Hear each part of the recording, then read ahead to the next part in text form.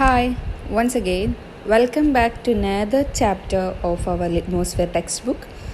This is the fourth chapter in second module, Half a Day by Naguib Mahfouz. Actually, Half a Day is a short story written by Naguib Mahfouz. Let's look on to the author.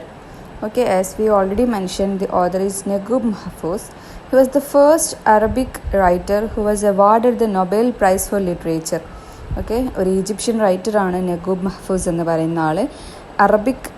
First Arabic റൈറ്ററാണ് who was awarded the Nobel prize for literature. അറബിക്കിൽ Nobel prize കിട്ടിയിട്ടുള്ള first ആളാണ് നമ്മുടെ Naguib Mahfouz എന്ന് പറയുന്ന writer. And is a novelist, short story writer and screen writer. Not only novelist മാത്രമല്ല, is also a short story writer and screen writer. Okay, he started writing at the age of 17 and published more than 13 novels. Okay, he started to write on his 17th age. 17ാമത്തെ വയസ്സിൽ എഴുതാൻ തുടങ്ങിയിട്ടുണ്ട്. ഒരുപാട് books publish ചെയ്തിട്ടുണ്ട്. 13 novels publish ചെയ്തിട്ടുണ്ട്. And rural Egypt was the setting of the most of his works, and it dealt with various themes like mysticism, philosophy, social changes, colonialism, religion and love. Rural Egypt ആയിരുന്നു അദ്ദേഹത്തിൻ്റെ മിക്ക വർക്കുകളിലും ഒരു setting ആയിട്ട് അല്ലെങ്കിൽ background ആയിട്ട് വന്നിട്ടുണ്ടായിരുന്നത്. ഒരുപാട് ടോപ്പിക്കുകൾ അദ്ദേഹം എഴുതാറുണ്ടായിരുന്നു. Social changes, colonialism, religion, love, ഇതൊക്കെ അതിൽ പറ്റിയിട്ടുള്ള കുറച്ച് തീംസ് ആയിരുന്നു. And then he was also authored almost 350 short stories during his life time. 13 novels publish ചെയ്തിട്ടുണ്ടെന്ന് പറഞ്ഞു. അതോടൊപ്പം തന്നെ 350 ഷോർട്ട് സ്റ്റോറീസോളം അദ്ദേഹം ഓതർ ചെയ്തിട്ടുണ്ട്. His most famous work is the Cairo trilogy. Okay, അദ്ദേഹത്തിൻ്റെ വർക്കുകളിൽ ഏറ്റവും ഫേമസ് ആയിട്ടുള്ളത് കെയ്റോ ട്രിലജിയാണ്. ഓക്കെ, ട്രിലജി എന്ന് പറയുമ്പോൾ ഒബ്വിയസ്ലി അതിൽ 3 നോവൽസ് ഉണ്ടായിരിക്കും. 3 novels set in Cairo. Okay, Cairo പാലസിൽ അല്ലെങ്കിൽ കെയ്റോയിൽ സെറ്റ് ചെയ്തിട്ടുള്ള 3 നോവൽസാണ് ഈ കെയ്റോ ട്രിലജി എന്ന് പറയുന്നത്. അതിൽ പെട്ടിട്ടുള്ള 3 എണ്ണമാണ് Cairo palace walk, palace of desire and sugar street. ഈ 3 എണ്ണമാണ് കെയ്റോ ട്രിലജിയിൽ പെടുന്നത്. Cairo palace walk, Palace of Desire and Sugar Street. Adrift on the Nile, another of his popular work, was banned in his country because of its political content. Adrift of the Nile എന്ന് പറയുന്ന അദ്ദേഹത്തിൻ്റെ അല്ലെങ്കിൽ അഡ്രിഫ്റ്റ് on the Nile എന്ന് പറയുന്ന അദ്ദേഹത്തിൻ്റെ work അദ്ദേഹത്തിൻ്റെ സ്വന്തം നാട്ടിൽ തന്നെ ബാൻ ചെയ്തിട്ടുണ്ടായിരുന്നു due to his political content. Children of the Alley, The Thief and the Dogs, The Miramar, Arabian Nights and Days are other his works. Some of his other works. The Journey of Ibn Fatuma and Akhenaten Dweller in the Truth are among his important novels. ഇതൊന്നും അത്ര important ആയിട്ടുള്ള കാര്യങ്ങളല്ല, just mention ചെയ്യുന്നു എന്ന് മാത്രം. So നഗൂബ് Mahfouz എന്ന് പറയുന്ന ഓഥറിനെ കുറിച്ചിട്ട് മെയിനായിട്ട് നോട്ട് ചെയ്യേണ്ട കാര്യങ്ങൾ, ഒരു ഈജിപ്ഷ്യൻ റൈറ്റർ ആയിരുന്നു, first Arabic writer who was awarded the Nobel prize for literature. Then അദ്ദേഹത്തിൻ്റെ മോസ്റ്റ് ഓഫ് വർക്ക്സിലും ഈജിപ്റ്റ് ആയിരുന്നു ഒരു ബാക്ക്ഗ്രൗണ്ട് ആയിട്ട്, അല്ലെങ്കിൽ റൂറൽ ഈജിപ്റ്റ് ആയിരുന്നു ബാക്ക്ഗ്രൗണ്ട് ആയിട്ട് വന്നിട്ടുണ്ടായിരുന്നത്. അദ്ദേഹത്തിൻ്റെ ഏറ്റവും ഫേമസ് ആയിട്ടുള്ള വർക്ക് കെയ്റോ ട്രിലജി എന്നുള്ളതാണ്. ഇതാണ് ഈ ഓഥറിനെ കുറിച്ചിട്ട് മെയിനായിട്ട് നോട്ട് ചെയ്യേണ്ട കാര്യങ്ങൾ. Now let's move on to the introduction part of the text. ഈ ഹാഫ് എ ഡേ എന്ന് പറഞ്ഞ ഷോർട്ട് സ്റ്റോറി എന്തിനെ കുറിച്ചിട്ടാണെന്നുള്ളതിൻ്റെ ഒരു ഷോർട്ട് ഇൻട്രൊഡക്ഷനാണ് ഇനി പറയുന്നത്.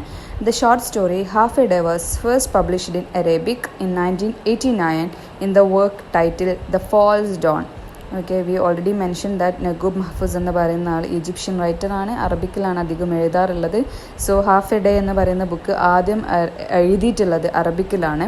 ദ ഫാൾസ് ഡോൺ എന്ന് പറഞ്ഞ ടൈറ്റിലായിരുന്നു. In 1991 the story was published in the English short story collection the time and the place. 1989 അറബിക്കിൽ എഴുതുന്നത്, 1991 അതിനെ ഇംഗ്ലീഷിലോട്ട് ട്രാൻസ്ലേറ്റ് ചെയ്യുന്നത്.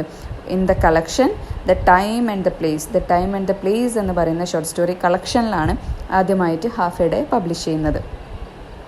The short story was a part of Mahfouz's experiment with the form and content of short stories. Actually ഇതൊരു experiment പോലെയാണ് ചെയ്തിട്ടുള്ളത്. ഒരു short story എഴുതുന്നതിൻ്റെ കാര്യത്തിലും അത് പറയുന്നതിൻ്റെ കാര്യത്തിലും എല്ലാം ഒരു എക്സ്പെരിമെൻ്റ് പോലെയായിരുന്നു. This allegory presents half enemy day as a symbol for an entire life of an individual. Actually ഇത് ഒരു രാവിലെ മുതൽ വൈകുന്നേരം വരെ നടക്കുന്ന ഒരു സംഭവമാണെങ്കിലും ഒരാളുടെ ലൈഫിൻ്റെ പകുതി നടക്കുന്ന പോലെയാണ് ഈ ഒരു സ്റ്റോറി എഴുതിയിട്ടുള്ളത്. Okay, it shows the transience of life and the passage of time. ഒരു കുട്ടി രാവിലെ സ്കൂളിൽ പോയിട്ട് വൈകിട്ട് തിരിച്ച് വരുന്നത് വരെയുള്ള കുറച്ച് കുഞ്ഞു ഇൻസിഡൻസ് പറയുന്നതിലൂടെ ഒരാളുടെ ലൈഫിൽ ടൈം എന്തോരം പെട്ടെന്ന് പാസ് ചെയ്ത് പോകുന്നുണ്ട്, നമ്മുടെ ലൈഫ് പെർമനൻ്റ് അല്ല എന്നൊക്കെയുള്ള കാര്യങ്ങളാണ് അതിലൂടെ മെൻഷൻ ചെയ്യുന്നത്.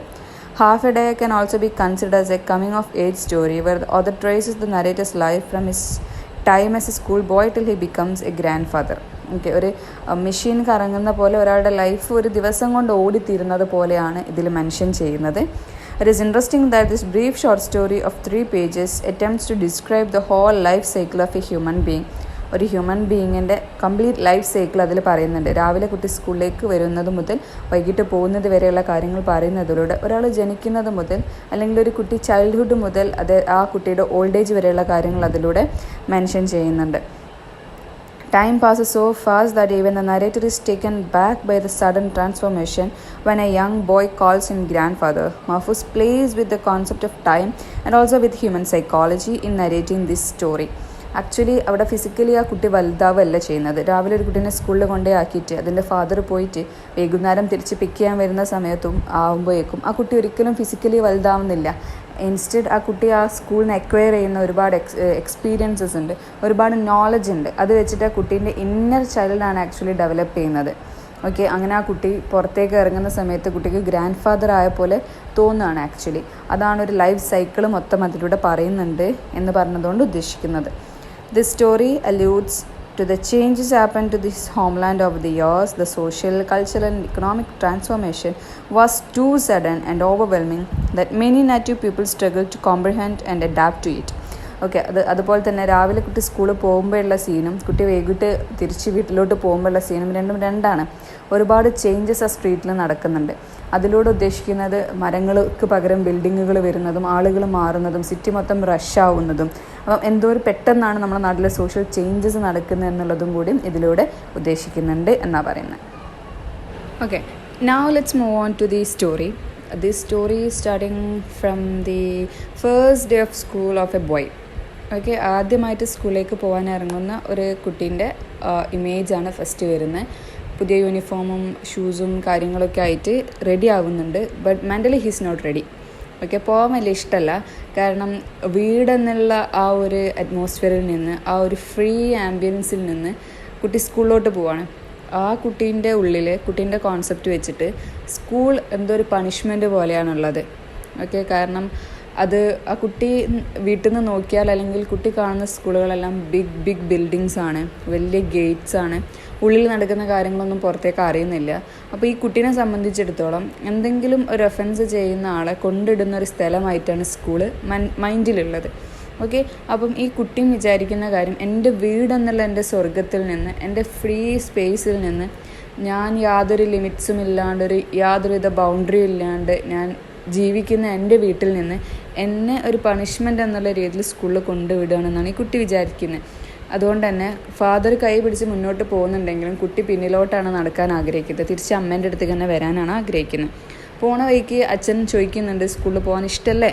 ഇല്ല, കാരണം എന്താണ്, എനിക്കിതൊരു പണിഷ്മെൻ്റ് ആയിട്ടാണ് തോന്നുന്നത്. അപ്പോൾ അച്ഛൻ പറഞ്ഞു കൊടുക്കുന്ന കാര്യമുണ്ട്, എന്നെ പോലെയും നിൻ്റെ ബ്രദറിനെ പോലെയും നിനക്ക് വലിയ ആളാവണമെന്നുണ്ടെങ്കിൽ you have to go to school. Okay, but all things change when he reach the school. സ്കൂളിലെത്തി അവിടുത്തെ ആൾക്കാരെ മീറ്റ് ചെയ്ത് ഫാദർ ഉള്ളിലോട്ട് വിട്ടിട്ട് ഫാദർ പോവാണ്, ഞാൻ ഈവനിങ്ങിൽ പിക്ക് ചെയ്യാൻ വരാമെന്ന് പറഞ്ഞിട്ട്. സോ സ്കൂളിലോട്ട് കയറി ഫ്രണ്ട്സിനൊക്കെ കണ്ട് ടീച്ചേഴ്സിനൊക്കെ കാണുന്ന സമയത്ത് അവൻ്റെ ഉള്ളിലുള്ള കോൺസെപ്റ്റ് കംപ്ലീറ്റ് മാറുകയാണ്. ഇത്രയും കാലം ഞാൻ വിചാരിച്ച ഒരു സംഭവമല്ലല്ലോ സ്കൂള്. ഒരുപാട് എൻ്റർടൈൻമെൻറ്റ്സും ഒരുപാട് കാര്യങ്ങൾ പഠിക്കാൻ, ആദ്യമായിട്ട് ആൽഫബറ്റ്സ് പഠിക്കുന്നു, നമ്പേഴ്സ് പഠിക്കുന്നു, സംസാരിക്കാൻ പല ആൾക്കാരെ മീറ്റ് ചെയ്യുന്നു, പല സിറ്റുവേഷൻസും വരുന്ന ആൾക്കാരെ കാണുന്നു. ഇതെല്ലാം കാണുമ്പോൾ കുട്ടി മനസ്സിലാക്കുന്ന കാര്യം, ഇത്രയും കാലം ഞാൻ വിചാരിച്ചതല്ല സ്കൂൾ എന്ന് പറയുന്ന ഒരു സംഭവം. Okay, it's something different. അങ്ങനെ ആ കുട്ടി അത് എൻജോയ് ചെയ്യാൻ തുടങ്ങുകയാണ്.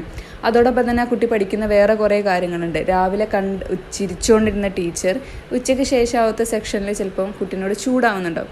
അപ്പോൾ ആ കുട്ടി മനസ്സിലാക്കുന്ന കാര്യം, ലൈഫിൽ എപ്പോഴും നമ്മൾ ഹാപ്പി ആവില്ല, ലൈഫിൽ എപ്പോഴും എല്ലാവരും നമ്മളടുത്ത് പീസ്ഫുള്ളായിട്ട് നിൽക്കുന്നുണ്ടാവില്ല, നമ്മളെ ഹാപ്പിയാക്കി നിൽക്കുന്നുണ്ടാവില്ല.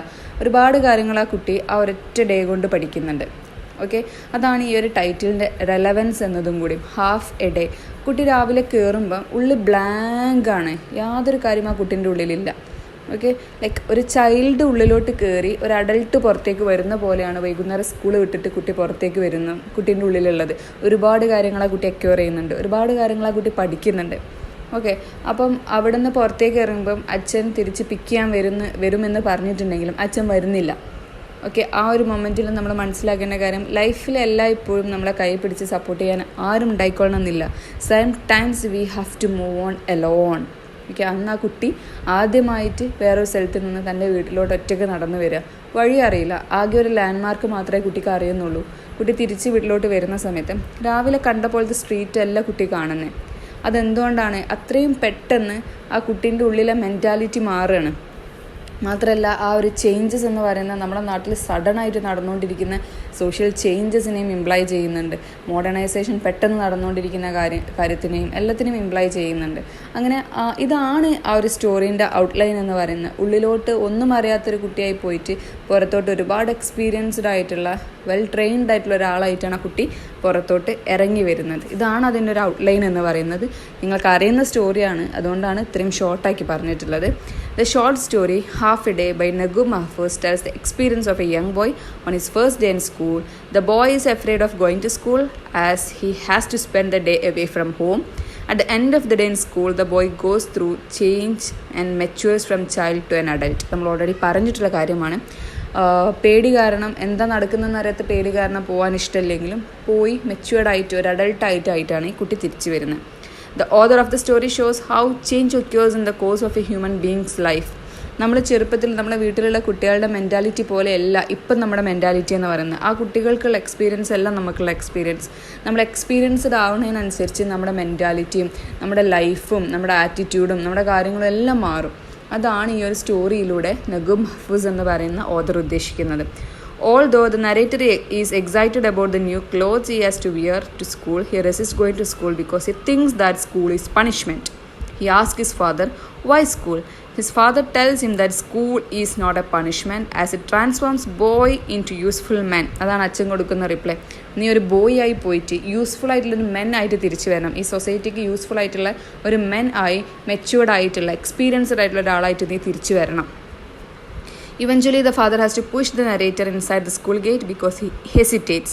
പോകാൻ ഇഷ്ടമില്ലാത്തത് കാരണം അച്ഛൻ പുഷ് ചെയ്ത് വിടുകയാണ് ചെയ്യുന്നത്. The pushing symbolizes the people are afraid of change and at times have to be pushed towards it as on their own. They might choose to remain within familiar ground, hence make no progress in their lives.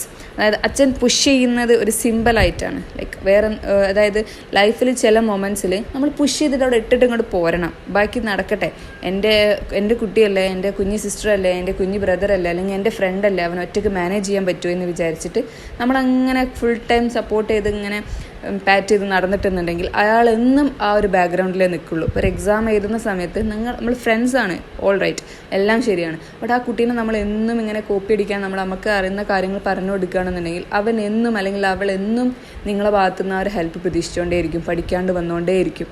Okay, ആ ഒരു familiar ബാക്ക്ഗ്രൗണ്ടിൽ നിന്ന് ആ ഒരു സുഖമുള്ള ഒരു അറ്റ്മോസ്ഫിയറിൽ നിന്ന് അയാൾ മാറിപ്പോകാൻ ഇഷ്ടപ്പെടില്ല. കാരണം ഈ സുഖം ഇങ്ങനെ കിട്ടി വരുന്നത് കാരണം. ഓക്കെ, അതായത് എന്നും ഒരാൾ സപ്പോർട്ട് ചെയ്യാനുണ്ടെന്ന് തോന്നുമ്പം നമ്മൾ അവിടെ ഗ്രോ ചെയ്യുന്നില്ല, നമ്മളവിടെ ഡെവലപ്പ് ചെയ്യുന്നില്ല. അതുകൊണ്ടാണ് ഈ പുഷ് എന്ന് പറയുന്ന കാര്യം ഒരു സിമ്പിളാണ്. ലൈഫിലെ ചില മൊമെൻറ്റ്സിൽ നമ്മൾ അവരെ ഇട്ട് പോരണം ഇൻ ദ സെൻസ് അവരുടെ നല്ലതിന് വേണ്ടിയിട്ടാണ്. അതാണ് അവിടെ അച്ഛൻ ആ കുട്ടീനെ പുഷ് ചെയ്യുന്നതിലൂടെ ഉദ്ദേശിക്കുന്നത്. Now I would like to give you some extra information. Like എന്തെങ്കിലും എസ്സേസ് ഒക്കെ ചോദിക്കുകയാണെന്നുണ്ടെങ്കിൽ നിങ്ങൾക്ക് ഇൻക്ലൂഡ് ചെയ്യാൻ പറ്റുന്ന കുറച്ച് പോയിൻറ്റ്സ് ആണ് ഇനി നമ്മൾ ഡിസ്കസ് ചെയ്യാൻ പോകുന്നത്. The period of the story is unrealistic because the narrator enters school as a young boy and leaves as an old man, but the brief period captures the changes that occur in a person's life. നമ്മൾ already പറഞ്ഞിട്ടുള്ള കാര്യമാണ്. അതായത് നമുക്കത് കേൾക്കുന്ന സമയത്ത് realistic ആയിട്ട് തോന്നില്ല, നടക്കുന്നത് പോലെ തോന്നുന്നുണ്ടാവില്ല. കാരണം കുട്ടിയായി പോയിട്ടുള്ള ഒരാൾക്ക് എങ്ങനെ ഒരു ഓൾഡ് ആയിട്ടുള്ള ഒരാളായിട്ട് തിരിച്ചു വരാൻ പറ്റുക? But it is happening inside him. Mentally ആണ് ആ കുട്ടി ഡെവലപ്പ് ചെയ്യുന്നത്, മെൻ്റലി ആണ് ആ കുട്ടി ഗ്രോ ചെയ്യുന്നത്. ഫിസിക്കൽ അപ്പിയറൻസിൽ വലിയ ചേഞ്ചസ് ഒന്നും വരുന്നുണ്ടാവില്ല. Moreover, the change is inevitable and one has to go through the challenges just as the narrator had to endure the accidents and dust-filled wins in class. Okay, അതായത് നമ്മുടെ ലൈഫിൽ ചിലപ്പം ups ഉണ്ടാവും, ചിലപ്പോൾ downs ഉണ്ടാവും, ചിലപ്പോൾ നല്ല സ്മൂത്ത് ആയിട്ടുള്ള പാത്തായിരിക്കും, ചിലപ്പോൾ അത്ര സ്മൂത്ത് ആയിരിക്കില്ല. ഈ ചേഞ്ചസ് ലൈഫിൽ നടന്നുകൊണ്ടേ ഇരിക്കും എന്നതാണ് അതുകൊണ്ട് ഉദ്ദേശിക്കുന്നത്. The author passes the message that life is not a bed of roses and one must encounter thorns along the way. മുള്ളുള്ള വഴിയിലൂടെയും നമ്മൾ പോകേണ്ടി വരും. എപ്പോഴും റെഡ് റോസ് ഉള്ള ഒരു ബെഡ് പോലെ അത്ര smooth ആയിക്കൊള്ളണമെന്നില്ല. One should have the courage to face life challenges, as failing to do so will lead to failure.